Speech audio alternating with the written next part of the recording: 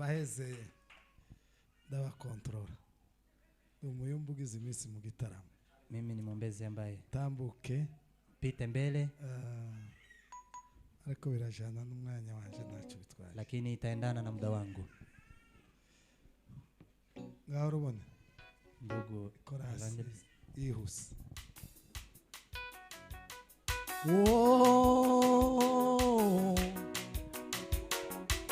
Sawa na kisima safi chenye maji mengi mema, ni upendo wa Mwokozi ukao ndani ya.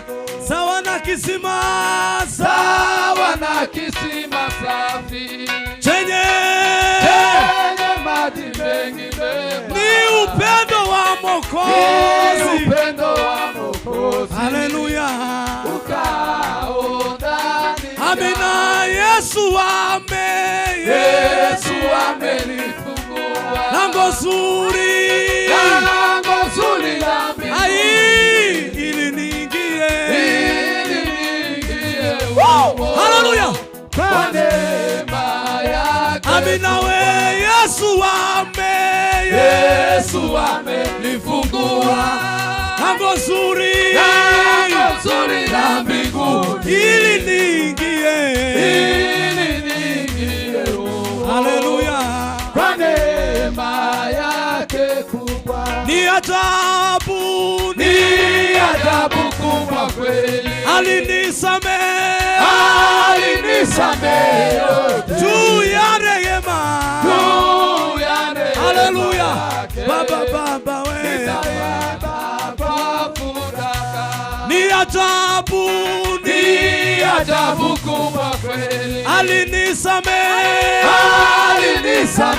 yote. Ai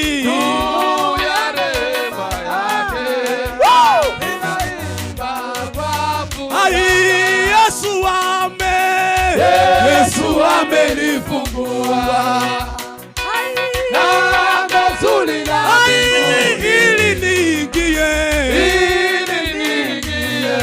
Haleluya, kwa neema yake kubwa. Ai asubuhi ya uzima, nitafika mulangoni kwa ajili ya upendo. Haleluya, nitapata kuingia. Amina. We Yesu amenifungua lango zuri la mbinguni, Baba.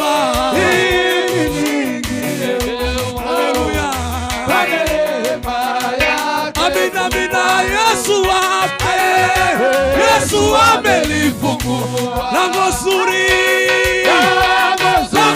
la mbinguni, ili niingie.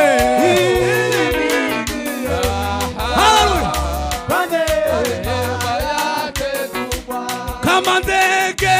kama ndege mtegoni, hivyo ndivyo moyo wangu sana, moyo wangu ulilia. Yesu wako ni Amina. We Yesu amenifungua lango zuri la mbinguni, ili niingie.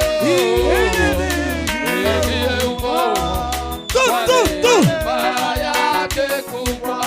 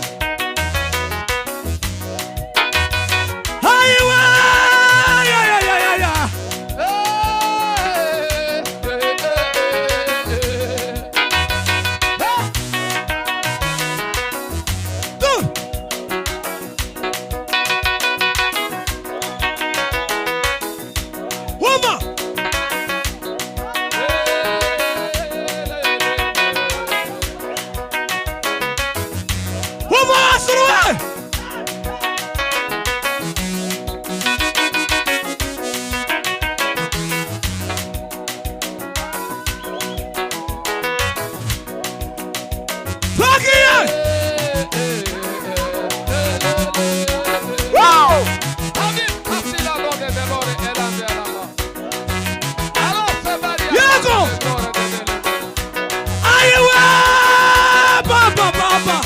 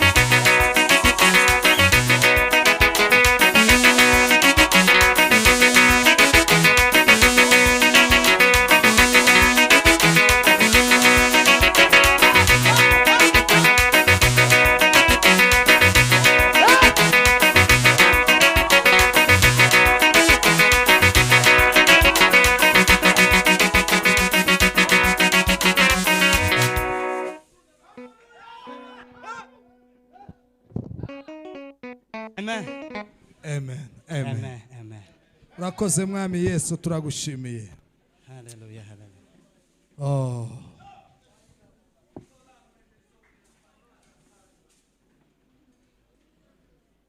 Icyo mparanira ingoma ya Yesu Mugami butangaje Yesu agiye kuza ufanti kuza mbuza kwimana nawe Hallelujah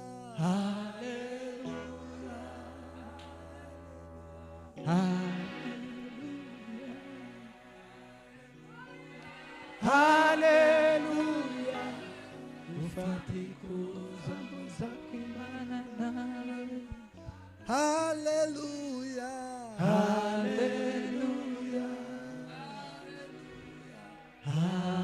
Hallelujah Hallelujah ufati kusambuza kwimana nawe Uwiteka Mana nyiribihe Baba katika Zina jina la ryawe ni Yesu. ryiza ku buzima bwacu Hallelujah Yesu mtakatifu Eve molovar bezala Elandre de Mai de Zofele shomala Uiteka ma Mwami Mana yacu mu izina rya Ebela Yesu sai de mongredega Oh twicaye ku birenge byawe byera kugira ngo twongere tuhiye dega Meta My predega love I slow Jumile My de cross las. entre la glace Ole mandela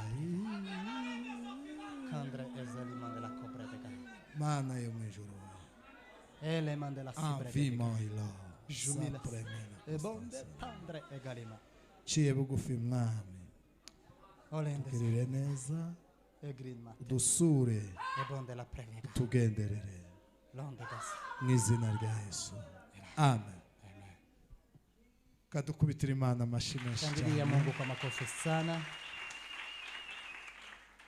Yesu ashimwe cyane Asifiwe Bwana turabaramukije tunawasalimu mu izina rya Yesu katika jina la Yesu tunejejwe no kuba hano tumefurahia kuwa hapa ahantu Amen haruta ahandi pahali zaidi ya pengine hano hapa uriya muririmbyi yabivuze neza ngo hari huyo ubuzima mwimbaji amesema vizuri hari ubuzima kuna maisha ifi iri mu mazi samaki ikiwa kwenye maji, ibiri ahantu yagenewe, iko pahali inapostahili. iri mu mazi bimerewe neza cyane, Ikiwa kwa maji inafurahia kabisa. ibiri mu buzima bwiza, Iko kwenye maisha. ego. Mukristo wayishuriwe, ambaye amefunuliwa, yageze hano, akifika hapa abageze mu buzima, amefika kwa maisha. abaraho agomba kubari, Ako pahali inapostahili awe. ahandi hose Pahali pengine ni imiruho, ni mchoko, ni intambara. ni vita. Ahandi hose, Pahali pengine, haba mu mago iwacu, ikiwa nyumbani kwetu, ku mugore n'abana, mke, watoto, pia imiryango, jamii, mu mirimo dukora ya buri munsi, kwa kazi ambazo tunazifanya za kila siku, ni mu miruho. ni kwa mchoko. Ariko ahantu tuza guturirwa imitwaro, Lakini pahali tunakuja kupumzishwa mizigo, haleluya, ni hano. ni hapa. Yesu yarabivuze ngo yema barushe n'abaremerewe. Yesu akasema, ninyi mliolemewa na mizigo. Apana mu mago, Si nyumbani, hariya na handi. hapo ni pengine. Usanga ufite umutwaro w'umuryango, Nakuta uko na mzigo wa familia. usanga ufite umutwaro w'umugabo, Nakuta na mzigo wa mzee wako. usanga ufite umutwaro w'umugore, Naweza kuta una mzigo wa mke wako.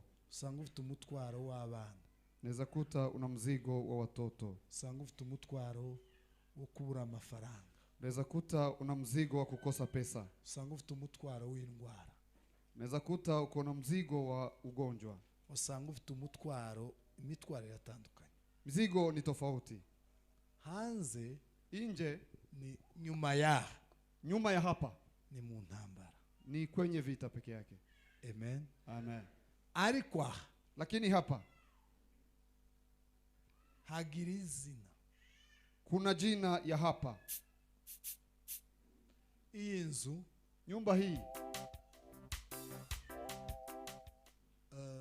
iri mu nzu muri Kenya ni Nairobi, iko miongoni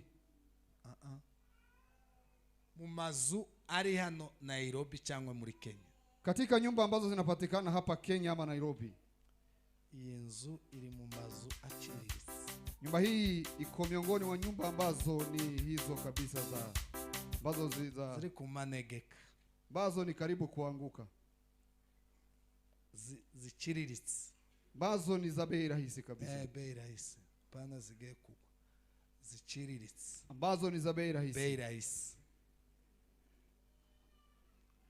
Inzu, nyumba hii urebye amazu ari Nairobi, ukitizama nyumba ambazo zinakaa Nairobi, amahoteli ari Nairobi, hoteli ambazo zinakaa Nairobi, uzanye amafaranga y'amazu nabonye hariya, ukileta pesa ya nyumba ambazo nimeona huko mu mujyi, huko town, ugakora zimwe turakenyesha, tuache nyumba nyingi, kazana n'iyi, ulete nyumba moja pamoja na hii, ibikoresho bihari n'ibiri kuri, angalie vifaa ambavyo viko kwa nyumba hii na ambavyo viko kwa nyumba hii.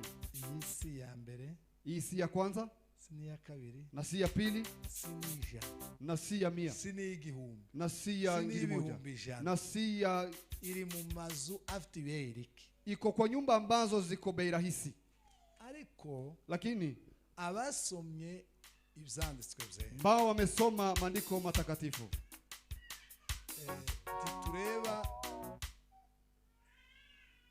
ibei gibi, hatutizame bei ya mambo haya, tureba nyirayo, tunatizama mwenyewe, tureba uwo yanditseho, tunatizama huyu ambaye imeandikwa kwa jina lake. iki kibanza cyanditseho nde? Kiwanja hii imeandikwa kwa nani? Kibanza izina ryaha hantu, Kiwanja huu jina ya hapa ni Biblia iravuga ngo ni inzu yitiriwe. Biblia inasema ya kwamba ni nyumba ambayo imeitwa Imana, ni ya Mungu, yitwa inzu y'Imana, naitwa nyumba ya Mungu. hanyuma iriya yitwa inzu y'umujyaruguru Baadaye hiyo ingine inaitwa nyumba ya Jalo ya Irunga. ya Ilunga. Abanyakenya bamwe bayirunga. Wakenya wanakaa Rungu. Ilunga. Dushireho rungu. Wamwa Mwangi. Mwangi. Tuweke Mwangi. Mugabo umwe witwa Mwangi Mzee mmoja ambaye anaitwa Mwangi. mfite amazu akomesha. Ambaye ana manyumba kabisa hizo nzito. Kileta kitambulisho ya Mwangi. Ifite amahoteli arano hari inzimwe muri Kigali. Kuna nyumba moja ambayo inapatikana kwa mji wa Kigali. Hano Mahali ukifika mahali ugashimira Imana gusa ko hageze. unashukuru Mungu kwa sababu tu amekufikisha hapo. Kwa hantu habaho mwisi. Mahali hii inapatikana ulimwengu. Unanyosha Kama mkono. wifotoza ugashira kuri status. Unapigwa picha na unaweka kwa status. Akakubwira felicitation. Hii watu wanaanza kupea congratulations. Ariko izi nyiraho. Lakini mwenyewe. Amen. Uyu mugabo nyiraho nini? Mzee huyu mwenyewe ni nani? Nyira. Mwenyewe wa hapa ni nani? Hiyo ndiyo utofauti. Difference ya. Utofauti wa hapa Nahari ya tuzi. na hapa ambapo tunafahamu. Tureba nyira. Tunatizama mwenyewe. Mbere yuko tureba inyubako. Mbele kutizama kwanza mjengo. Tureba nyiri kibanza. Kwanza tunatizama mwenye uwanja ni nani? Nyiri kibanza. Mwenye uwanja ni nani? Uwo muvuze Mwangi. Huyu ambaye tumesema Mwangi. Na data wa twese. Na baba yetu sote. Ushobora gusohora itangazo. Baya anaweza kutoa tangazo. Akavuga ngo yema barushe n'abaremeye. Naseme ninyi ambao mmelemewa. Tamugaburiho wobwira wotangije ntawe. Hakuna mzee ambaye yuko ambaye anaweza kusema barushe. Nyinyi ambao mmelemewa. Abaruhijwe n'urubyaro. Nyinyi ambao mmelemewa kwa ajili ya abaruhijwe n'amafaranga. Nyinyi ambao mmelemewa kwa sababu ya pesa. Abaruhijwe n'abagabo. Nyinyi ambao mmelemewa kwa sababu ya abaruhijwe n'abagore. Nyinyi ambao mmelemewa kwa sababu ya abaruhijwe n'ubuzima. Nyinyi ambao mmelemewa kwa sababu ya abaruhijwe n'umubiri. Nyinyi ambao mmelemewa kwa sababu ya abaruhijwe n'isi. ambao mmelemewa kwa sababu ya abaruhijwe na Satani. ambao mmelemewa na Shetani. abaruhijwe n'abarozi. ambao mmelemewa na wachawi. Mlango wangu unafunguliwa. Amen. Amen. Amen. Ni hapo. Iryo tangazo riba hano gusa. Tangazo hiyo inapatikana hapa. Nta wundi mugabo gute. Hakuna mwingine mzee. Vipi? Nababwiye mu gitondo. Nimewafahamisha asubuhi. Hari amafaranga azagera takori. Kuna mahali ambapo pesa zinafika na hazifanyi kazi, haziwezi kufanya kazi. Tena ndugu, pesa ni nzuri. Wewe pesa uko nzuri. Wewe ndio wa kwanza. Mafaranga, pesa, wewe ni uko nzuri kabisa. Wewe ni sawa. Ukiona una pesa, agira ibindi bitwengaza zana. Ana vicheko vingine ambavyo inaleta. Ariko harahazage. Lakini kuna mahali ambapo inafika. Tabi gisubizo. Hayatakuwa jibu. Haleluya. Amen. Harahazage. Kuna mahali ambapo inafika. Yonyine akakubwira ngo uyu mugezi inyanja nditwa. Pesa yenyewe inakwambia kwamba mto huu hatutavuka. Dore ibyo dukora. Ona ambayo tunafanya. Ibindi twobegera. Haya hatuwezi kuyafikia. Haiwezi kuwezekana. Eko. Ico dushoboye gukora. Bayo tunaweza kufanya. Ndani maze murebe yicaye. Maze mumurebe. Tizame kwanza mchungaji kama murebe ni nkweto yambaye. Tizama hata na viatu ambazo anavaa. Murebe ni nagakapa afite. Hata mtizame hata na kikapu ambayo ako nayo. Narangije kureba. Mumemaliza kutizama? Murakoze cyane. Mugaruke no. Mbarikiwe sasa, mrudi sasa. Ara mafaranga gera. Kuna mahali ambapo pesa zinafika. Tibikunda. Mambo hayatawezekana. Nababwiye ngo hari umugabo uzi. Nimewafahamisha kwamba kuna mzee ambaye nafahamu. Tono nabibabwiye. Asubuhi nimewafahamisha. Mugabo mzee ngikora muri Intersec. Wakati nilikuwa nafanya kazi hiyo kwa kampuni hiyo Intersec. Kampani ya security. Kampani ni kampani ya kampuni ya keke security ama masoldiers. Ndagira ngo icumweru cambere. Nafikiri ni wiki ya kwanza.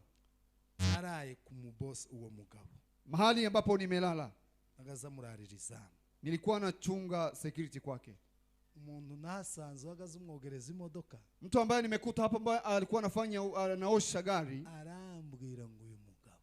Akanifahamisha ya kwamba mzee huyu niwe uzuheza indege karibira.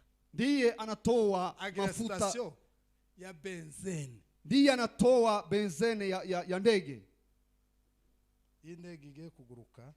Wakati ndege inataka kwenda kuri station agashiramo essence. Inafika huko anaweka hiyo benzene, baadaye ndege inaenda. Tutabaye abanebwe gutekereza kuragerera. Tusipokuwa wadhaifu wa kufikiri amafaranga ngapi. Sasa unaweza ukafikiri ako na pesa ngapi?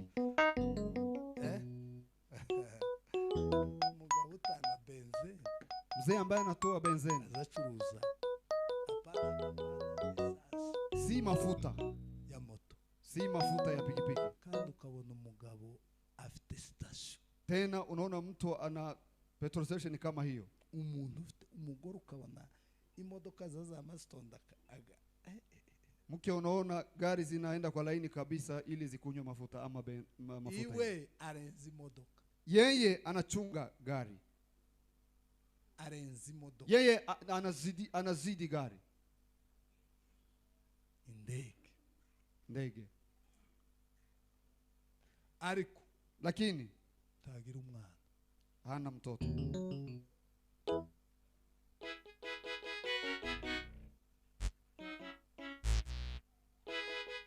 Haramba farangagera. Kuna mahali ambapo pesa zinafika. Kakubwira ngo nakwambia kwamba hapa hatufiki. Wombwira umuntu ufite amafaranga muri urwo. Unaweza ukaniambia mtu ambaye ana pesa kiwango hiyo, hanyuma baadaye hana mtoto.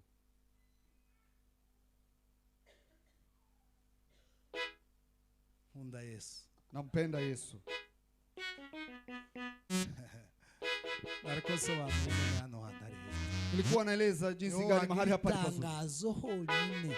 Ni hapo penyewe gira abantu ngo nimuze muramba. Ambapo tunaambia watu wakuje baruhure. Wapumzike. Baruhure. Ni wapumzishe. Watu wanachoka. Muze mbaho ubuhamya. Mkuje niwape. Imana ishimwe ko turi hano. Mungu asifiwe kwa sababu tuko hapa. Ngira mugeze ngo Imana ishimwe kuri hano. Ambia ndugu yako ya kwamba Mungu asifiwe kwa sababu tuko hapa. Imana ishimwe kuri hano. Mungu asifiwe kwa sababu uko hapa. Ahantu waruta handi. Hapa ambapo ulikuwa ufahamu. Ifi iri mu mazi. Samaki ikiwa kwa maji, ibiri mu buzima. Inakaa kwa maisha. Umukristo wahishuriwe. Mkristo ambaye amefunuliwa. Iyo ari hano. Ikiwa ako hapa. Iyo ari hano. Ikiwa ako hapa. Abari mu buzima. Yeye anakaa kwa maisha. Ubuzima bwiza. Maisha mazuri. Habijambo litabahana. Hapa kuna neno ambalo huwezi kupata mahali pengine. Ikikuruhije chose. Bali na kuchokesha yote. Igisubizo kiri hano. Jibu yoyote iko hapa. Kubimenya nibwo bwenge. Kufahamu hayo ndiyo elimu. Kubimenya nibwo buzima. Kufahamu hayo ndiyo maisha. Dukomere Imana amashi. Tushangilie sote kongamano sote. Imana ibaho umugisha. Mungu awabariki. Dushimye ikaze ryanyu. Tunashukuru ukaribisho wenu. Bishop. Askofu. Imana ibaho umugisha. Mungu awabariki. Dushimiye abayobozi b'amakanisa mutandukanye. Tunashukuru viongozi wa makanisa ambao ni tofauti wako hapa. Abarevera mutandukanye muri hano. Mareverend ambao wako hapa tofauti wako hapa. Turabakunda cyane. Tunawapenda sana. Hari ikintu kimwe ishimira Imana. Kuna jambo moja ambalo nataka kushukuru Mungu.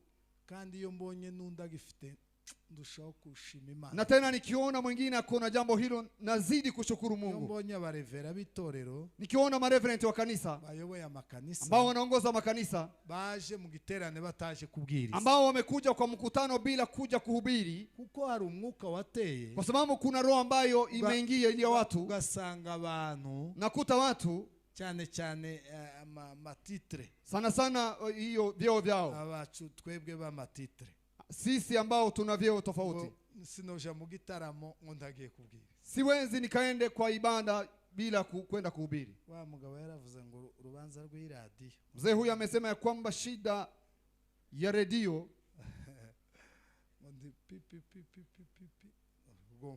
hiyo haiwezi kumshike kabisa. Urwo rubanza. Shida hiyo. Izo ndege nki. Udhaifu huo. Wigitaramo.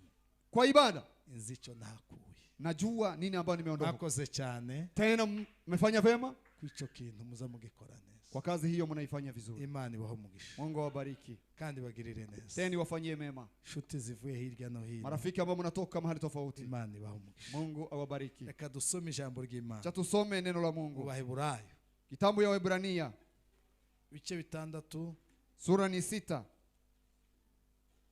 umurongo wa mbere na mstari wa kwanza.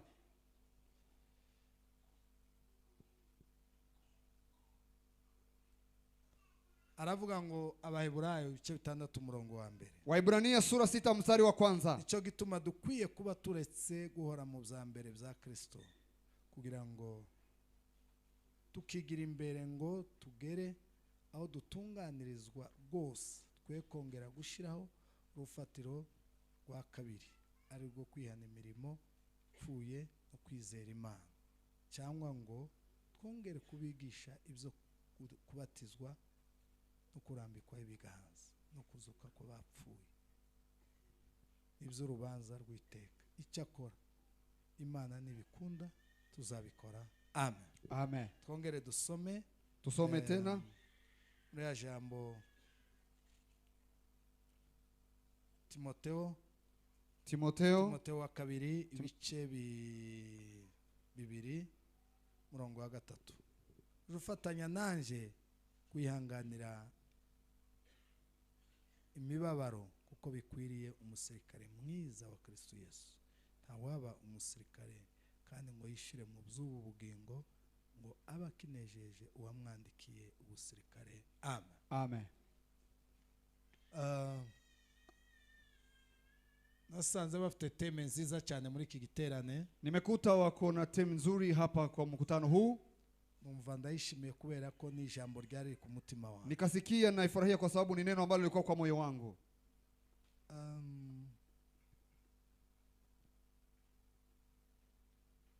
Kambabwire cyo numva nenda kubabwira. Acha niwafahamishe jambo ambalo nataka niwafahamishe. Ubuzima bwiza buragoye. Maisha mazuri ni magumu. Yewe turakuramukisha. Tunakusalimu ndugu. Uvuye Burayi. Natoka Ulaya. Muri Norvege. Nchi ya Norway. Turakwakiriye. Tunaukaribisha. Imana igumugisha. Mungu akubariki. Byarihuse kabisa. Imeenda haraka kabisa. Kugira ngo ubone ibyangombwa ongera ugaruke. Ili upate vitambulisho uende na urudi. Shimye Imana. Mungu asifiwe. Barikiwe sana. Barikiwe sana. Ubuzima bwiza. Maisha mazuri Buragoye. ni magumu. Kugira ngo uzarye neza. Ili ukule vizuri. Urgicu ushaka. Ukule chakula chote ambacho unataka. Wambare uko umutima ubyifuza. Ujivike kama vile moyo wako unatamani. Wigishe abana ku mashuri wifuza mu mutima. Weke watoto wako kwa shule ambayo unatamani kwa moyo wako. Uryame aho ushaka. Ulale mahali ambapo unataka. Utembere uko ushaka. Tembea jinsi unataka. Uje mu gihugu ushaka. Nenda kwa nchi ambayo unataka. Umeregwe neza uko ubishaka. Wewe ukae na maisha mazuri kama vile unataka. Biragoye. Hayo ni magumu. Ndashaka kubasobanurira icyo kintu. Nataka kuwaelezea jambo hilo. Kugira ngo urye icyo ushaka. Ili ukule chakula ambayo unataka. Wambare umwenda ushaka. Uvae jinsi unataka. Urya wubaka inzu ushaka. Ujenge nyumba ambayo unatamani kwa moyo wako. Ugende mu gihugu cyose ushaka. Wende kwa nchi ambayo unataka. Urare muri hoteli wifuza. Lale kwa hoteli ambayo kabisa unatamani.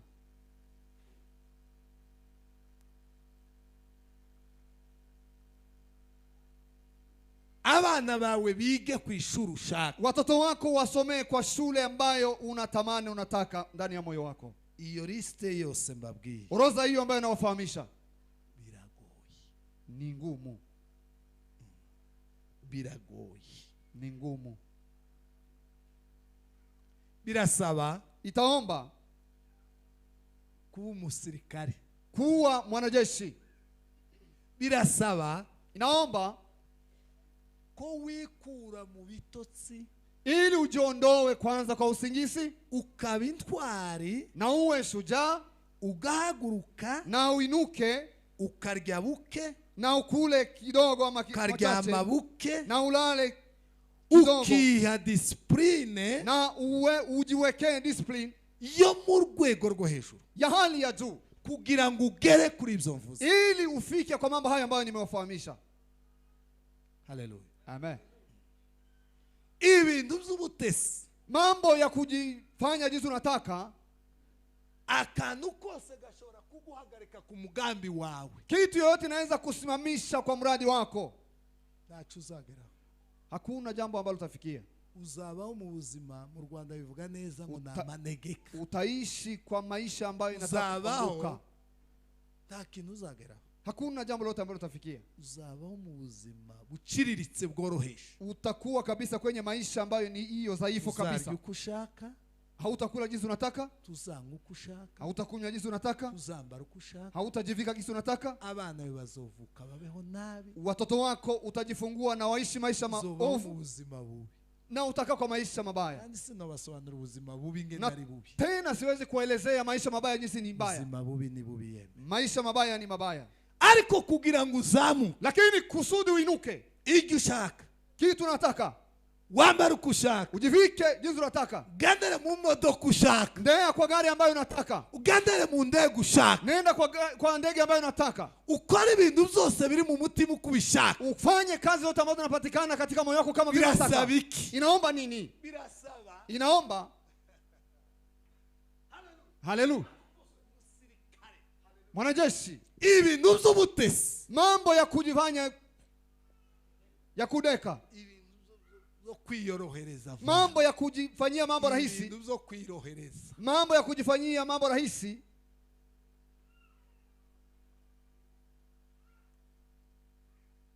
Abazungu ni beza cyane Weupe ni wazuri cyane, sana, cyo kintu barakime. jambo hilo wamejua vizuri. Sabatesi pi, Wao hawadeki kabisa, n'abantu bameze, ni watu ambao kabisa wanakaa kwa laini, n'abantu ni watu ubona isi imunota. ambao unaona hata kwa dakika moja. Tekereze umunota umwe, Fikiria dakika moja, umunota umwe, dakika moja kumwicira gahunda y'umunota umwe, uharibu mpango wake wa dakika moja. azafatisha ifa akaguhanagura, Anachukua blackboard kabisa, anafuta akaguhanagura. anafuta kabisa katika maisha yake. Yavuye mu Rwanda, Niko na rafiki yangu ambaye anatoka Rwanda aje muri Amerika, akaenda nchi ya Marekani. afitanye gahunda n'umugabo w'umuzungu mukiri. Alikuwa na mpango mwingine, mtu mzungu ambaye ni tajiri. Yari afite gahunda yo kugira ngo yaramutwara imishinga, aramweretse imishinga, Alikuwa anampelekea miradi ambaye alikuwa amemuonesha. barangize kuyimwereka, Baadaye kumuonesha, aramubwira ngo uzoze muri Amerika, akamwambia nakuja huko ubivuge Amerika, neza, useme fafanue mambo haya hanyuma nikiao, nguha amafaranga. baadaye nikupee pesa. Uzi miliyoni yari yamwemereye. Unajua milioni ambaye alikuwa anakubalia kumpea. umuzungu ashika mbere y'iminota 5. Zungu akafika mbele ya dakika 5. Urya uri umuntu wavuye mu Rwanda waje, Mtu ambaye anatoka Rwanda ambaye amekuja akererwa iminota 5, akachelewa dakika 5, asanga yahagurutse aragiye, akakuta amesimama ameondoka kidogo, umusatsi wazamutse, nywele zimepanda kwa urya kichwa, misatsi y'abazungu. hiyo nywele za watu weupe. Aramubwira ngo Akamwambia ya kwamba dore telefone yawe ndadiritinga, ona simu Nimero nafuta namba yako.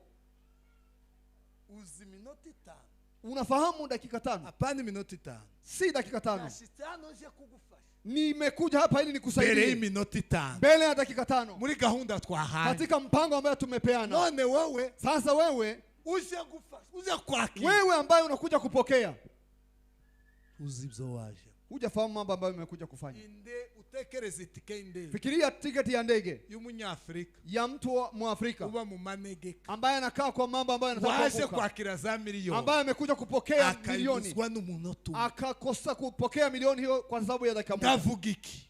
Nasema nini? Uburyo bwa discipline, Namna ya discipline, discipline, discipline, discipline. discipline. Bafashe ikintu cyitwa discipline, wamechukua hiyo jambo discipline, bafata ikintu cyitwa ubutwari. wakachukua hiyo jambo Ubutwari ushujaa, burazamuka cyane ukapanda sana mu rwego azarara yicaye, kiwango ya kulala kufika mahala anaketi, yicaye anashinda anaketi ashaka ikintu runaka. akitafuta jambo fulani.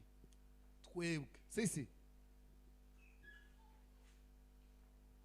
ariko reka tushi wabo baje kutunyuza lakini acha twende kwao huko, waende kutuweka kwa laini cyane kabisa. sana kabisa. Ukwiye kubana n'abari abantu Lazima tuishi na watu hao kugira ngo ili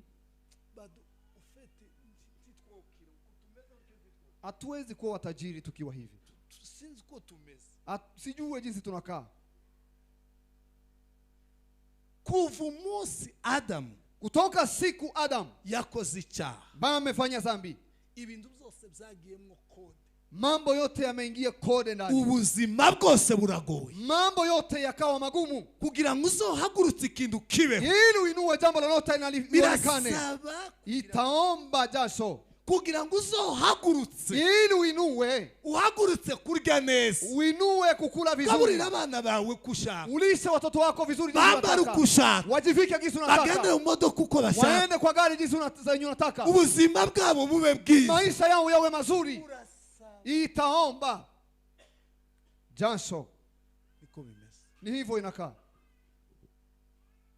Ikintu cyitwa Jambo ambalo linaitwa intege nke. udhaifu. Nta musirikare w'intege nke wabo. Hakuna mwanajeshi ambaye ni mdhaifu ambaye anaishi anakaa.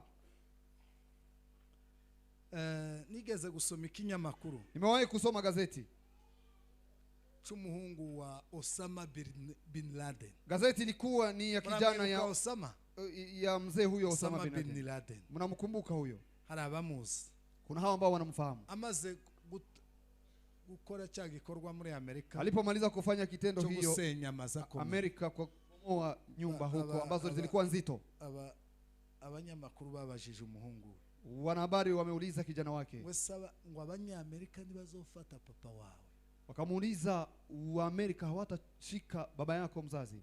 Arababwira ngo ya. Akawaambia hapana. Baramubaza ngo kubera iyihe mpamvu? Wakamuuliza kwa sababu gani? Kuko abanyamerika, Kwa sababu wa Amerika nta butesi bagira, au hawadeki, baza bakora ku manywa na nijoro. wao wanafanya usiku na mchana. Isi yabo bayihinduye paradizo. Ulimwengu wao wamegeuza paradizo.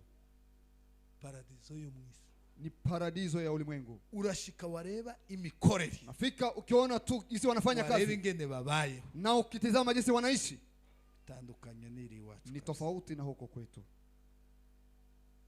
kubera ingene tuza abanyamerika, Kama vile tunafahamu wa Amerika ko barahiga papa wawe, wanawinda baba yako, ntibazomufata. hawatamshika kweli? Aravuga ngo ya. Akasema hapana. Ngo data, Akasema baba yangu ngo azarya buki, yeye anakula kidogo ngo akaryama buki, na analala kidogo, ngo we yiga uburyo yeye inzira zose anajifunza abanyamerika bazonyuramo njia zote wa Amerika watapitia batazomugeraho, ili wasimufikie.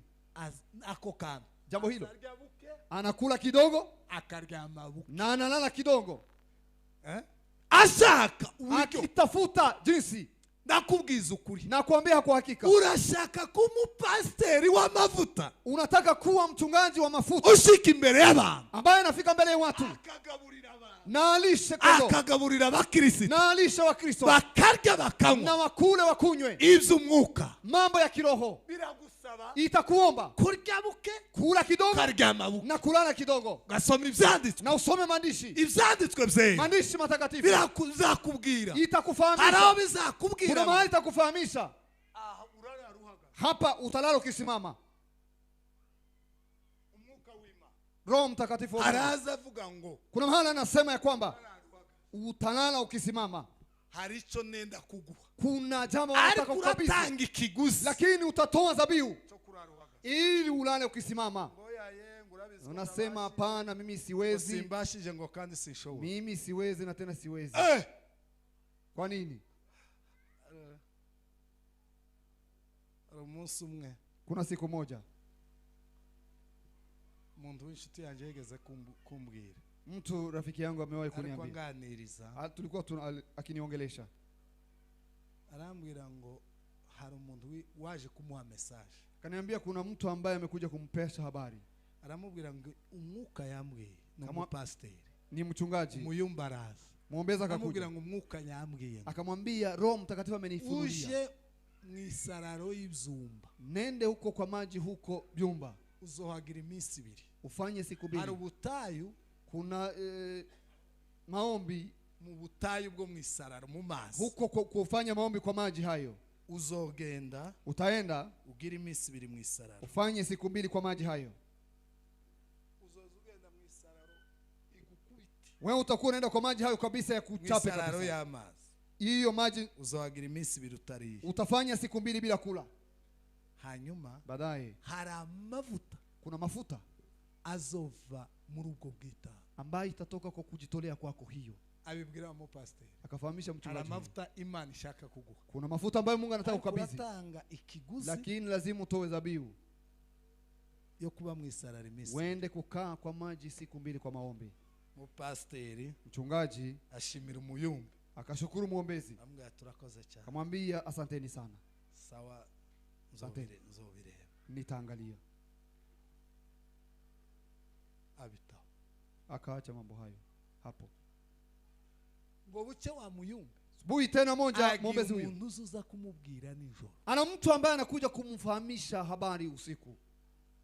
Aramubwira ngo kamwambie kwa pastor. Mchungaji huyo Tiyagi. Hajaenda huko. Genda umubwire ngo nenda mwambie kwamba mafuta. Kuna mafuta. Hari upako. Hari ugusigwa. Hari ugusigwa. Kuna upako kuzova muri ya mazi ambayo itatoka kwa maji hayo. Tiyagi. Yeye hajaenda. Aragaruka. Akarudi. Aje kumubwira. Akakuja kumwambia. Pastor. Tiwagi. Hujaenda. Mu mazi. Umeenda kwa maji? Aya. Sijaenda. Hari amavuta. Kuna mafuta. Uzokura hari. Ambayo utaondoa huko.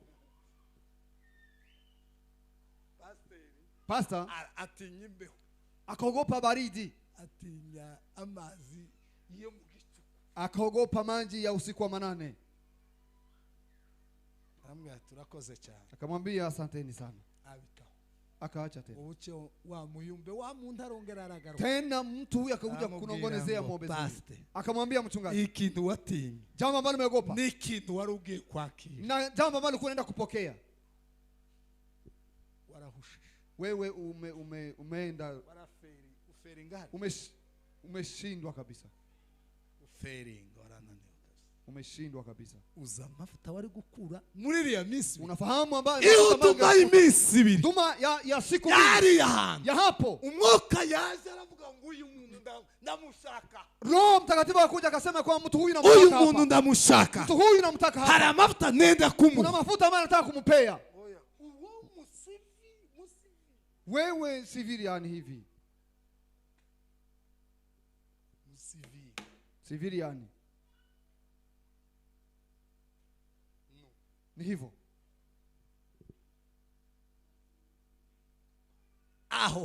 Hapo twarahaguye. Tumeangukia hapo sana. Sisi ni watu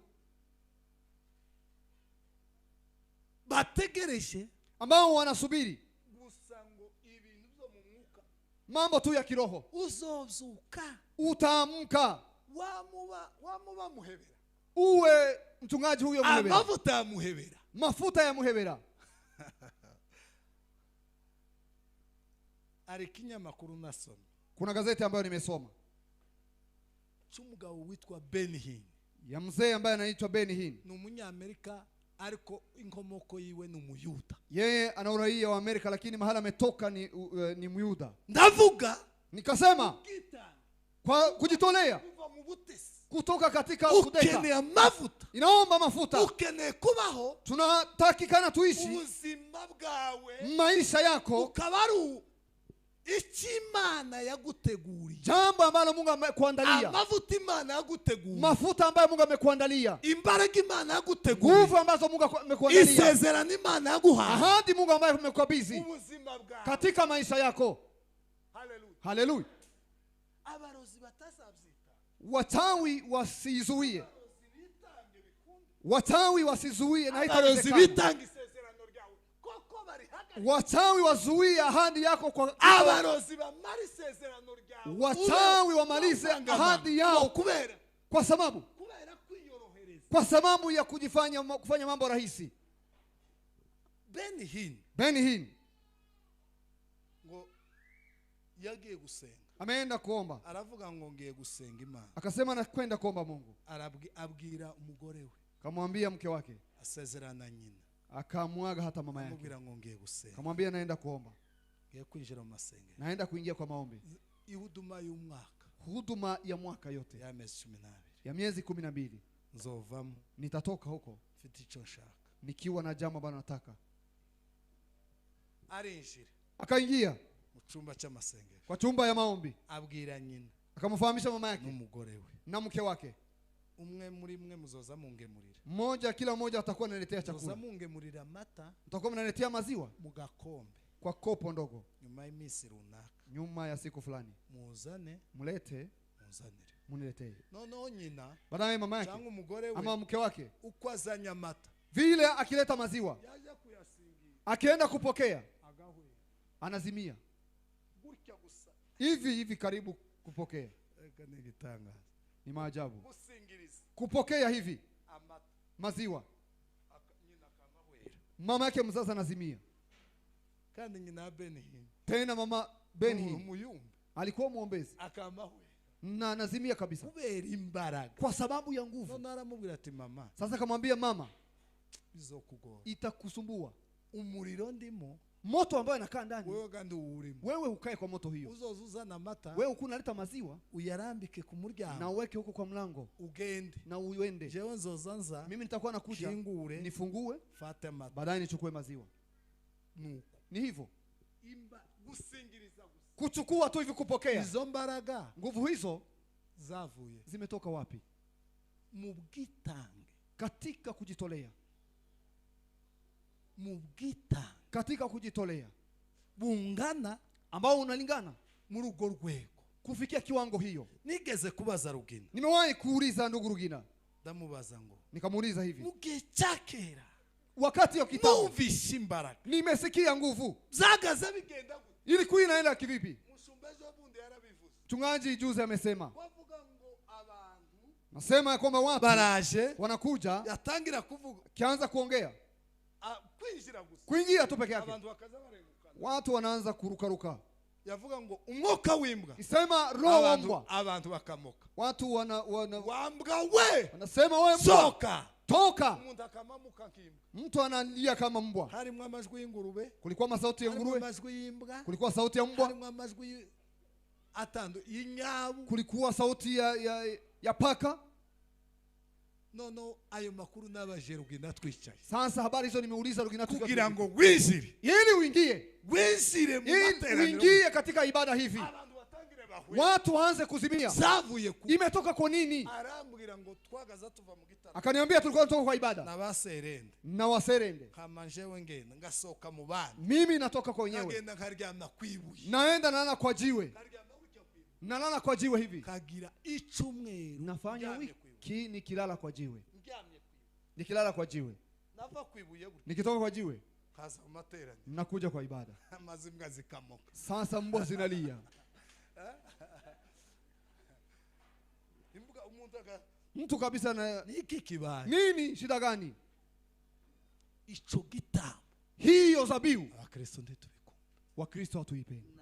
Ni hapo turabasivili, sisi ni civilian kabisa. turuzuku Naona aya materaniro, ibada hii, nyuma y'aya materaniro nyuma ya ibada hii hagomba kuba izindi gahunda, lazima kuwe ingine mipango. murabona nta kintu kinini twakoze, Hakuna jambo nzito ambalo tumefanya hapa. kini kintu bisanzwe, Hii ni jambo la kawaida kuba turi hano, kuwa tuko hapa. umuntu wavuye kure ni gapapa, Mtu ambaye mtoka mbali ni ndugu Evangelist Kapapa, uko nawe ngo yatanze miyangapi, hivyo naye ni kama ametoa mia ngapi. nasanze ikintu Nimekuta jambo abakristo batakoze kandi bakaguma ku ipaji imwe, ambalo Wakristo hawajafanya na wanakaa kwa karatasi. paje ya mbere Tasi moja ya kwanza ukwizera, ni kuamini. paje ya kabiri Tasi ya pili ugutanga ibitabo, ni kutoa zabihu. umukristo ugarukira mu kwizera, Mkristo ambaye anarudilia kwa imani. nimuvuga ngo dutange sadaka Mkisema tutoe sadaka. tuvuga ngo tuvugurure bino bintu Hivi tukisema tubadilishe mambo haya. tuvugurure bino bintu Tubadilishe mambo haya. mwore Mnaweza mkaone. bishop yogira umwaka Bishop anaweza kafanya mwaka. umwaka avuga nyabuna Mwaka akisema ndugu akiwasi. uzo umuntu nakurusha gutamba igitambo Mtu akikuzidia kutoa dhabihu. Umuntu akaza akavuga ngo bishop aravuze ngo mtu anakuja anasema bishop amesema ngiye kuvugurura urusengero tunataka kubadilisha kanisa hili. dushiraho amadafari Tuweke matafari. kure haya marido Tutoe hizi curtain. kure na zile nani Tutoe na hiyo mambo dushiraho mengine. amadafari Tuweke matafari. ndabizi ko Nafahamu ya kwamba hano hapa cyangwa handi ama pahali mwebwe pengine nk'aho siseme ninyi kama ninyi. oya Hapana. ndavuga societe ya Nasema sote ngeni kwa tazi ujumla. gutamba Jinsi ibitambo gani haijui kutoa dhabihu. umugabo umwe Mzee moja yohaguruka akavuga ngo ndubake anaweza kuinuka anasema anaweza kujenga kanisa hili. ico gitambo Dhabihu hiyo kiza kigenda kigafungura ibintu inaenda nafungua mambo. ariko Lakini urebye ukitizama maturo ya katika sadaka zetu, maturo ya katika sadaka zetu 50-50 50-50, 50 sinyanza 50 sikatai. urashobora kuba hari n'uwayibuze Inaweza kuwa na mtu amekosa, ariko lakini hari umugisha kuna baraka kubera ko tuzi gutanga udutambo duto kwa sababu tunafahamu kutoa dhabihu ndogo. ibitambo bito Hata fungo la 10 ni ndogo. ubona umuntu atanze igitambo Ukiona mtu anatoa dhabihu, ukabona umuntu atanze igitambo cy'amasenge unaona mtu anatoa dhabihu ya maombi, wewe uzubwira Imana mu kanwa kawe. Wewe unaambia Mungu kwa kinywa chako. Urabizi ko nabashe kandi abashoboye. Unafahamu ya kwamba mimi siwezi. Undi muntu Mwingine mtu agize umwaka mwihudu. Yeye anafanya mwaka kwa huduma akiomba. Uyu watanze ikigitabo. Huyu ambaye ametoa dhabihu hii azokuruta. Yeye atakushinda. Azogusohoramwe amajwi y'inyama. Hata ataondoa sauti ya paka ndani mwako. Kuko kwa sababu mu gitambo katika dhabihu havamwe ibintu bikomeye. Kunatoka mambo mazito sana.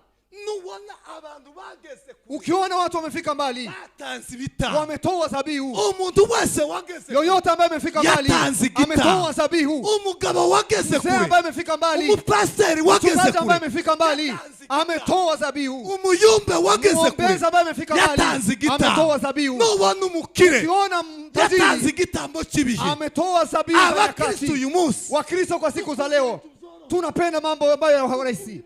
Tunapenda mambo ya rahisi sana. Mambo ambayo ni rahisi sana. Abantu mureba bakomeye bose. Watu ambao mnaona ni wazito sana ambao wamefika mbali. Batanze igitambo. Wametoa dhabihu.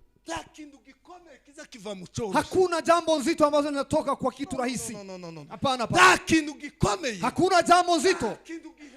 Hakuna jambo la kushangaza hilo ambalo linatoka kwa mambo rahisi. Uzobigenza. Ujaribu kabisa, uchunguze. Uzobibona. Utayaona. Kama umugabo arinjiye. Naona mzee anaingia. Cyo kwakira abashitsi atanzinga. Wakati ya kukaribisha wageni anatoa ngombe. Bwacaje ku mkutano wa Noel. Asubuhi akienda kwa mkutano wa Noel anasema ya kwamba anatoa ingine. Pasaka ukabona tanzi. Katika Pasaka anatoa ingine. Yaje masaini akabayo. Akienda masaini anaishi huko. Na wauzo musengere. Wewe tu utaishi muniombe. Muniombe watoto. Umugabo. Muniombe mzee. Muniombe. Uzima bwawe. Maisha yako hayafahamu kutoa dhabihu. Nuwona nta musirikare. Ukiona hakuna mwanajeshi. Kavuge wenda ngirwandi wa. Chaniseme kama huko kwetu Rwanda. Bazabarara bahagaze. Wanalala wanasimama. Batanze ibitambo. Wametoa dhabihu. Kuva muri 90. Kutoka mwaka wa 90. Ukiona nchi inakaa hivyo. Hari ibitambo by'amaraso. Kuna dhabihu ya damu ambayo ibintu bimeze neza. Ukiona mambo yako haraho batanze ibitambo. Kuna mahali ambapo wametoa dhabihu. Nubona ubuzima bwawe. Ukiona maisha yako utinya gutamba ibitambo. Imeogopa kutoa dhabihu. Tutanga amafaranga. Wewe utoa pesa ambayo itakuuma. Amafaranga utanga yakuri. Pesa ambayo unaweza toa yanaikume. Ndacha 10 utanga kikuri. Hakuna fungo la kuomba unatoa ambayo inaweza kuuma. Tanga sengesho utanga yakuri. Hakuna maombi ambayo unaweza toa ambayo inakuuma. Ufahamu ya kwamba utaendelea kuwa mdogo. Kandi urashaka ibintu bikomeye. Tena unatafuta mambo mazito. muzamubona n'aba barozi batushwigirije. Hatunaona hao wachawi ambao wametuchanganya hivi. Muzi bitambo baza batanga. Mnajua zabihu ambazo wanatoa? Bagira ibitambo baza. Wana zabihu ambazo wanatoa. Vitamakuru. Tuna habari. Nani ambaye anaenda huko kwa bagira ibitambo? Wana zabihu ambazo wanatoa. Hari ibitambo batanga. Kuna zabihu ambazo wanatoa. Hivi mwana tena. Cha niseme neno hili. Uzi abakristo bacu. Naona wakristo wetu Tubabwira ngo dusenge. tukiwaambia tuombe. Kabana bagize intege. Naona wanakuwa na udhaifu. Ariko iyo binjiye muri system. Lakini wakiingia kwa system y'umwijima ya giza. Umugore wari umunebwe. Mke ambaye alikuwa mzaifu. Za bindi bishop yatubwira. Hiyo ambayo bishop amesema. Bagira ibanga. Wanakuwa na siri. Mnaona wakienda kwa mikutano wanapiga picha. Akamaja masaini. Anaenda masaina. Akamai foto. Anajipiga picha. Mnaona hao wakienda kwa mikutano wanajipiga picha. Mumewahi kuona picha zao wakiwa kwa mikutano yao? Ni vile hawazifanyi. Mzee ambaye ariko iyo bije muri iriya system. Lakini wakiingia kwa system hiyo bazaba abandi ba wanakaa watu wengine. Ibanga siri ayu keretse mwamukaranza kama kabisa gutya masenge kabisa mtanganye na maombi kabisa ya mfunge. Mwamurangiza gutya mkimalizia hivi zibura ni wazababwira ngo tu hapo ndipo anaweza kufahamisha mambo. Unaona inatembea hivi inaenda hivi. Ariko ikintu mwamukore. Lakini jambo wale mmekuwa mmemfanyia. Ariko bene bisazwe gusa. Lakini hivi tu kawaida. Bazabishira muri system. Wanaingia kwa system. Usiko baza batanga abana babo. Unajua ya kwamba wanatoa watoto wao.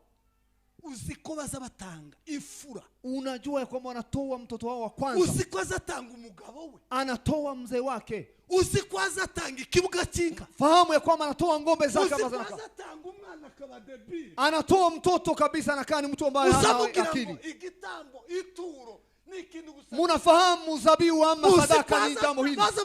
Ariko ni 50. Lakini hapa ni 50 ta ubusa.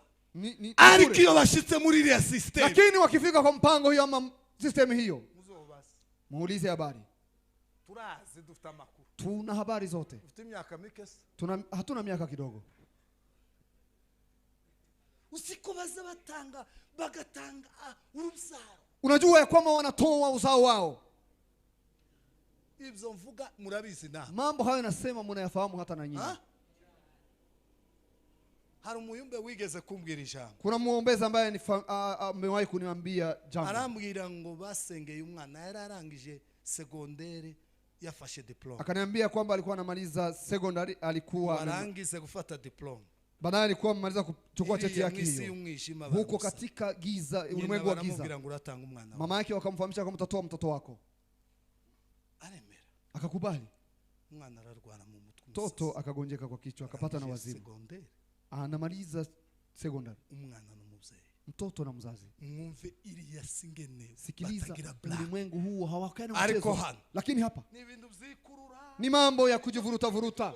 Ndio sababu hata mambo yote yametushinda. Ni sadaka yaratunaniye. Sadaka imetushinda. Akaje kose karahutsa. Yote na chapa. Tuzi gutanga ibitabo. Hatufahamu kutoa zabihu. Mugabo. Mzee. Nako mama. Uratanga umwana. Kamtoa mtoto. Diplome. Cheti hicho. Warangize. Baadaye. Aremera. Umwana ararwara. Akakubali mtoto akaugua. Fuga ibintu bidahuye. Kaanza kusema mambo ambayo haambatani. Bidahusha. Karukwa na akili. Barazanya abayumbe barasema. Wakaleta waombezi wakaomba. Mkecuru. Mama yakoze gahunda. Amefanya mpango. Batinya kubibwira mugabo. Wakaogopa kufahamisha mzee wake. Mugore gani wakoze gahunda. Mke ndiye amefanya mpango hiyo.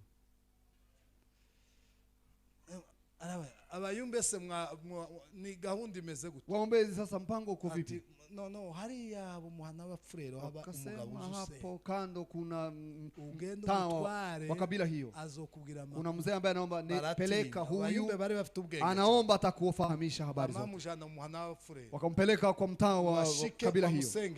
iboga ndibazabahisha wao hawafichi ayaye baba bafite urukuzo mu mahombo hao kabisa ni kuchapa ati niko wakasema sasa wakubiteho uguke walipopiga hivi mugore wawe mke wako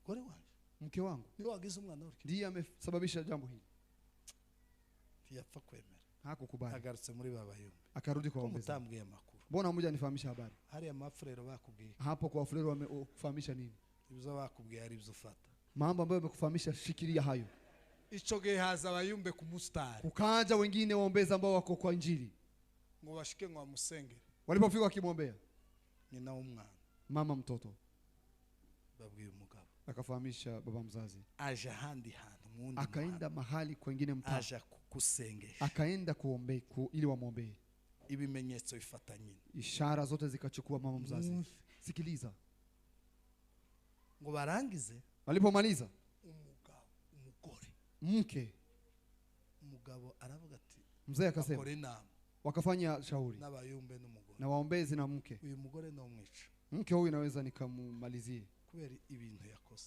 kwa sababu ya mambo ambayo amefanya mu mutwariri yamuje kumwigisha kwa hivyo mpeleke huko mwende mkamfunze niyanga akikataa mugira uko musha ari ku mwana wanje akiri lakini mfanye iwezekanavyo lakini mtoto wangu apone ibyakurikiyeho mambo yaliyofuata kerangere ko nk'umupasiteri acha niseme kama pasta ariko lakini shatse kubabwira ituro nataka kuwafahamisha sadaka iyo mwisi wao huko katika ulimwengu wao umuntu utagaza utanga mtu ambaye hakuwa anatoa no guherekeza abashitsi hata azashika muri Elias anafika katika ulimwengu agatanga umwana anatoa mtoto niki kiruta umwana nini ambaye anashinda mtoto uzi ko umuntu yogurisha etaje 50 unafahamu ya kwamba mtu anaweza kauze hata gorofa hata umuntu yogurisha etaje mtu anaweza kauze gorofa ili upeleke mtoto kwa matibabu ya kidole niki gihwanye n'umwana nini ambaye inalinganishwa na mtoto ariko lakini bavandimwe ndugu zangu dusenge tuombe ibintu zoroheshe mambo rahisi mambo ni kama ibyo bibze mama ambaye anapanda dutanga amaturo tutoe sadaka 50 duharakeza abashitsi tutoe pesa za kuambatana na injili ni mambo rahisi tukira kutwuba dusenge kanisa tujenge kanisa ni mambo ambayo rahisi ya umunsi uzoshika muri Elias y'umwijima siku ambayo tutafika katika ulimwengu wa giza reka ndeke kuvuga abarozi acha niache kusema wachawi ubusinzi niseme ulevi abantu bose bafashwe n'umwuka w'ubusinzi watu wote ambao wameshikwa na roho ya ulevi mimi baba mzazi yangu alikunywa pombe sana izoga amekunywa pombe dufite inka ziri munsi y'ijana tulikuwa na ngombe chini ya 100 inka zose zirashira ngombe zote zikaisha umwuka w'inzoga roho ya uzamwanga kwinjira hano ngo mutraverse mnataka kuri page ya mbere kuja kwa karatasi ya kuri kwanza page ya kabiri ili mwingie kwa karatasi ya pili page ya gatatu ili uende kwa laini ya kuri page ya kane ili uende kwa laini ya mu cyumba cya gatanu uende kwa chumba ya uje tano mu rwambariro muende mahali w'abasirikare bahangana n'imyuka yose ambao wanapigana na roho zote hapa tu katika kudumi katika ibada za kawaida ibindi byo kutraverse ukinjira mambo mengine ya kuingia mwengeri kuingia ndani kabisa bitambo na kutoa dhabihu unabaki hapa unajua shida ambazo zitakupata wewe utakuwa mtu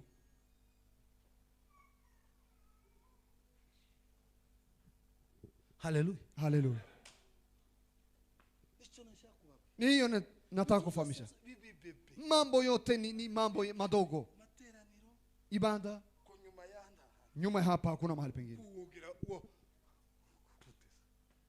unaweza kufikia nyuma ya hapa nyuma ya ibada lazima uwe na discipline yo gusoma Biblia kusoma kitabu Biblia ugasoma Biblia ukayiranga usome Biblia umalize ukongera ukayiranga endelea tena usome nudatanga ico gitabo ikiwa hutoe dhabihu hiyo hari ukifika hapo nariko mbabwira nilikuwa nafahamisha ubuhamya ushuhuda mimi kwetu n'umwuka abasinzi wo hejuru ni roho ya walevi ambayo iko juu inga zose baba mzazi wangu ngombe zote zikaisha bashiki banje barashaka wadada zangu wote wakaoleka akamagenda akaja kuitariyo anaenda kabisa huko ambao wanatengeneza inga ni nyama ya igasha anakunywa ngombe na ndama yake muragumano mkibaki hapa ariko umunsi muzoja muri Elias lakini siku mtaenda kwa ulimwengu wa giza anakunya ngombe agafata pombe iyindi hiyo. gashi Anachukua ingine naisha, agafata iyindi gashi anachukua ingine naisha. kugeza ubwo Kufika wakati twabaza dutizwa amata.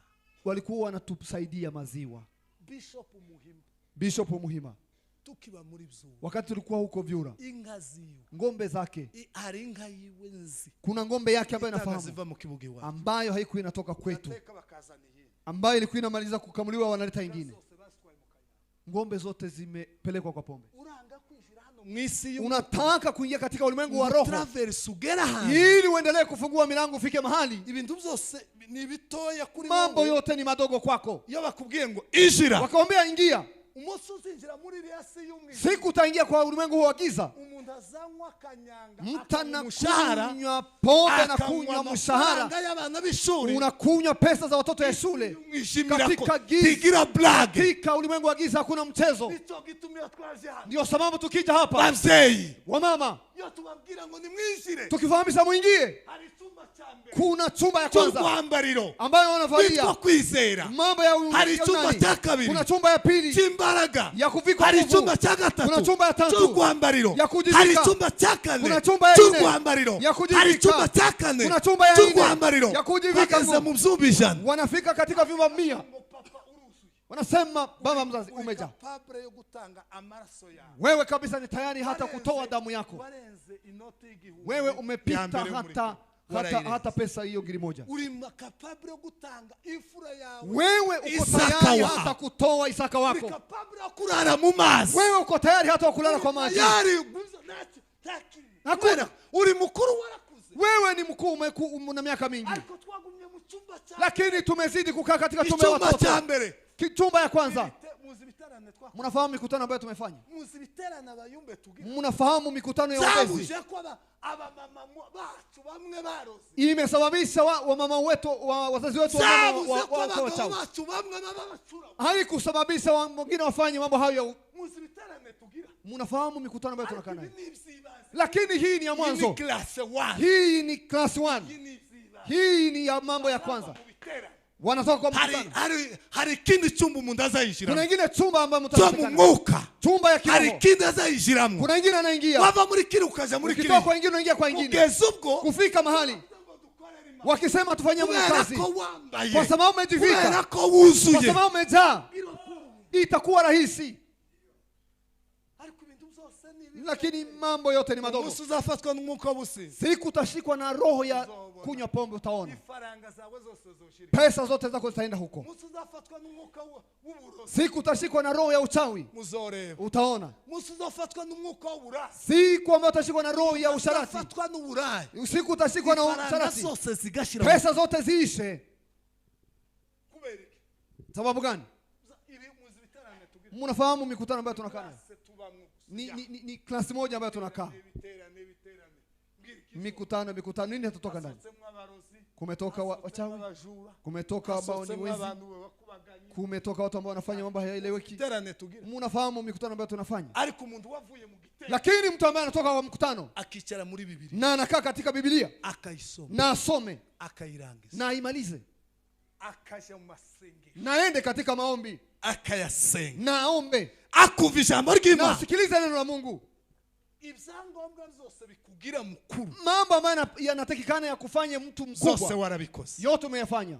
nicyo gituma tuvuga ba Aburahamu, Ndio sababu tunasema wakina Ibrahimu, uzi gutanga umwana wawe wewe unafahamu kutoa mtoto wako, ariko aramutanga, lakini amemtoa. ndashoje Natamatisha, kugira ngo umusirikare mwiza ili uwe mwanajeshi mzuri nukuva n'ivyiciro ni vipindi fa ku cyambere uje ku cyaka, toka kwa ya kwanza nenda kwa ya pili. muzi biterane twagize Mnafahamu mikutano ambayo tumefanya zabujije ko promotion z'abasinzi imekataza walevi wao wengi, mekataza walevi wewe, bibuza abasinzi kuwa benshi. abasinzi mu biterane Walevi wanaingia hata kwa mikutano. amen. Amen. Shetani gira kalendari, yeye anakaa na kavuga ngo mpango. uyu mwaka Yeye anasema mwaka huu hari ibintu bibi wacu Rwanda byiza mu bayobozi bacu, kuna mambo ambayo yanafanyika kwa viongozi wetu huko. imihigo, Ni ikintu bazabita miradi, imihigo, nadhiri, imihigo nadhiri bazavuga ngo uyu mwaka tuzubaka imihanda 30. Nasema mwaka huu tutafanya naziri ya barabara. Uyu mwaka tugomba gutanga mitiweli byibura ku bantu. Mwaka hii tutoe 30 mitiweli. Mitiweli hiyo ya kutibiwa kama watu 300 hivyo. Ibyo bintu byose. Mambo hayo yote. Satani agira imihigo. Shetani anakana unaziri. Ndashaka kureba mu pastor. Nasema nataka kuona katika viongozi wachungaji. Wa pastor 5,000. Nitaangusha mapasta 500. 5,000. Baba bantu baraho badafite gahunda. Wawe watu ambao wanakaa ambao hawana mpango. Wakifika mbele wawe tu bazaroha abaforode. Hata wakunywe pombe wakijificha. Iyo ni hiyo nadhiri. Kavuga ngo abakobwa n'abagore. Nasema wanawake na wasichana. Mu mwaka nzokuramwo abarozi. Kwa mwaka nitatoa wachawi abantu 1,000. Nitapea watu mu rubyiruko. Katika vijana ndashaka kwinjiza urumogi mu rubyiruko. Nataka kuingia sigara hiyo katika vijana 1,000. Watu mwumve 1,000. Mwumve urwo rutonde. Sikiliza orodha hiyo. Kandi Satani akabigira. Tena shetani anaweza. Kubera kwa nini? Duhora mu biterane. Tunaishi kwa mikutano. Ariko ugasanga. Lakini unakuta ibintu biragenda bituza. Mambo yanaenda yakapanda. Kwa nini? Tunarudilia hapo karibu. Duhindure system. Lakini tugeuze mpango. Nyuma ya hapa. Hari ahandi tugomba kuna mahali pengine ambapo tufikie. Nyuma y'ubu buzima. Nyuma ya maisha haya. Mama teraniro. Wa ibada. Duhindure. Tubadilishe. Twinjire mu bindi vyombo. Tuingie katika mengine mambo. Tuhakore imbaraga. Tutoe huko nguvu. Imigambi ya Satani. Mpango ya Satani yote. Imihigo ya Satani. Uzuri wa Satani yote. Iwe inaenda kishika bure. Urutonde rw'abarozi. Oroza ya wachawi. Ishike bure. Urutonde rw'abasinzi. Oroza ya pombe ichukue bure. Urutonde rw'abasambanyi. Oroza ya washarati ichukue bure. Izofata ubusa bigeze gute. Itachukua bure kiwa vipi? Izofata ubusa mugihe. Itachukua kwa sababu imekuja kakuta umetoka katika chumba ya kwanza. Ugeze mu chumba cy'umunani. Unafika katika chumba ya 8. Uragenda wambara imbaraga. Unaenda ukijivikwa nguvu. Hiyo ndiyo wanajeshi ambao unatakikana. Lakini civilian watoto wachanga. Sasa unaweza kupiganisha watoto wachanga wote hapa Kasarani. Sasa niende ukifanya hivi. Nani anaweza kupigana mtoto mchanga? Mtoto mchanga. Ni hivyo shetani anaona. Hakuna fungo la 10, hakuna sadaka. Yeye ni mtoto mchanga. Mwino dusengere revera. Reverend acha tumuita tuombe. Ima wikure mu chumba. Wewe jiondoe katika chumba cha materaniro ya ibada. Wagikoze Imana igumugisha. Umeyafanya Mungu akubariki. Winjire mu kindi chumba. Ingia kwenye chumba. Cy'urwambariro. Chumba ya kujivika. Cy'ubwenge. Ya akili. Cy'imbaraga. Ya nguvu. Cy'amavuta. Ya mafuta. Tuba umwana. Usiwe mtoto. Tuba umusivili. Usiwe civilian. Uwe umusirikare. Uwe mwanajeshi. Urwane intambara. Ambaye anapigana vita. Kazinesha. Ambaye anashinde. Dusenge. Makofi mengi kwa Bwana. Reka dusenge Imana kandi turaje gusaba nanone umuyobozi wa gahunda aje gutanga umwanya mutoya kwa bayumbe nyine kuko mdufite kesha kandi muratarama bihagije kuko hano tubafite ubukwe ejo kandi hagomba gutegurwa navyo ni vyiza uwo turajubaha nyine kugira ngo cyane cyo ni kimwe hanyuma Imana nguje umugisha reka dusenge Imana umva kuko hari ico akeneye twamufasha yafashwe mu masengesho umva ko hari ijambo ry'Imana ryamukoze ku mutima navyase dusenga Imana.